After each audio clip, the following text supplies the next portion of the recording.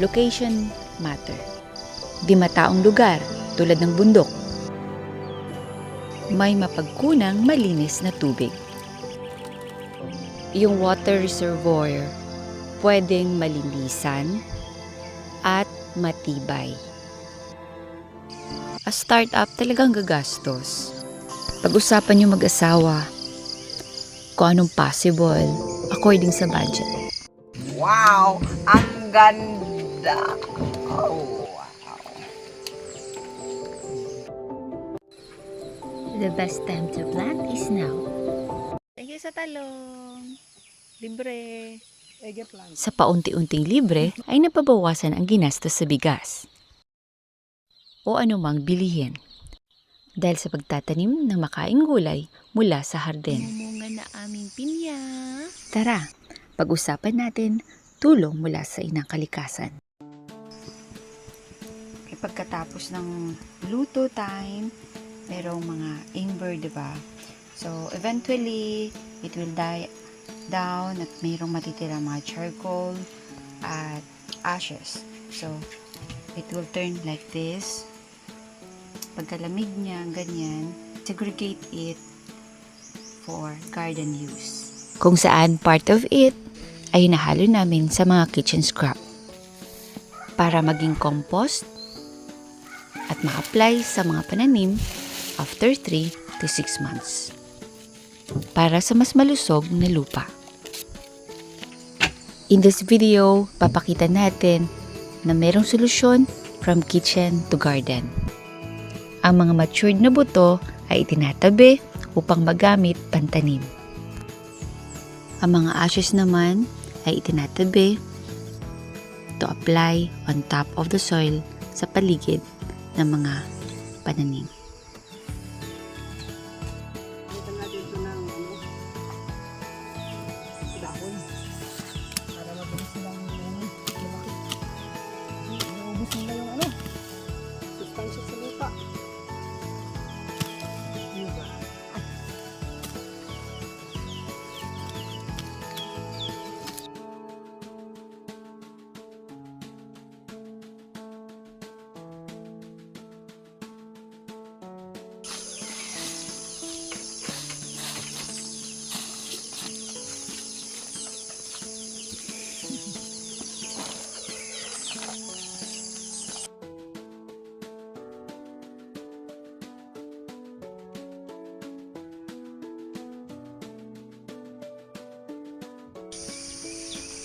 Namumunga na aming pinya. And the rest of the pineapples ay nandoon. With papaya and cucumber in between sa mga pinya.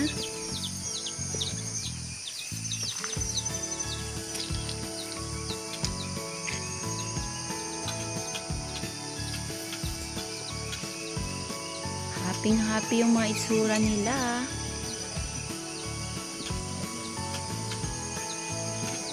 Ito yung mga pipino na mula nung transplant namin sila, ni hindi namin sila diniligan sa parting plat na ito. Sabay ng mga pineapple at may nabuhay na kalabasa sa gilid ng pinya. Anyway, ilan sa mga pipino, they are really starting to bear fruit. Yan. Ganda nito. Yan. Wow, so cute.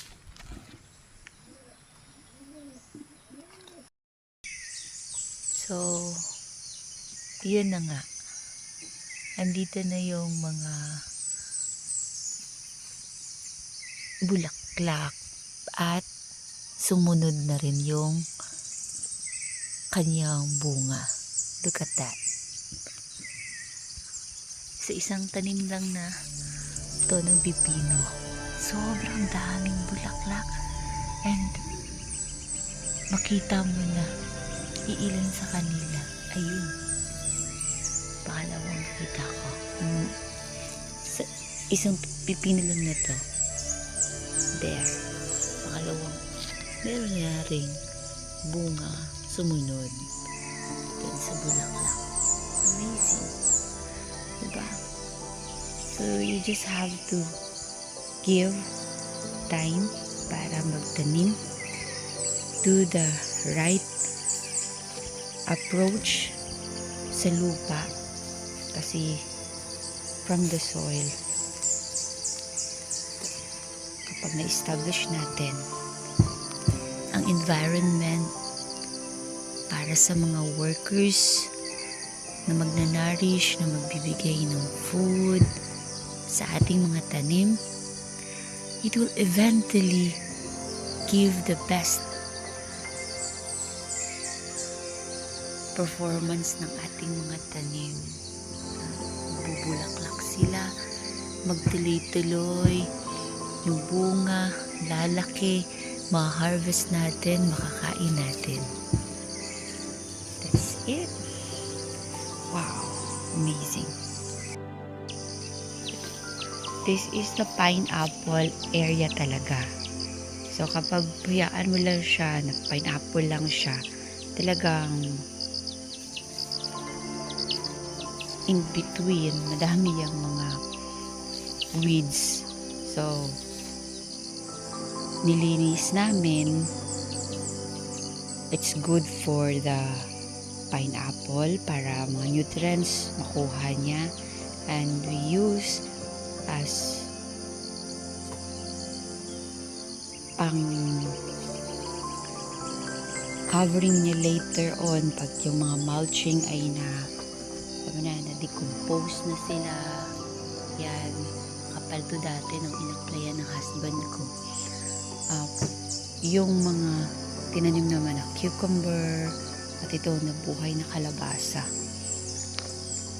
ay magsisilbing covering naman sa lupa, pero buhay na parang mulching that will dress the soil. Wow, that's it, how we can manage or help the nature work at its best. Galing na. So this plant now, in few days time, makakatikim na kami ng pipino. Then, kapag isalad mo siya, meron na rin available na calamansi fruits. Okay, mga calamansi. Dahil namumunga na. Patuloy na namumunga. Okay, nakakuha tayo dyan ng ating extract na juice para mag-partner sa ating cucumber. Diba? And in few days time, matikman natin yan, no? Parang yan ang mauuna sa plat na to na matikman natin.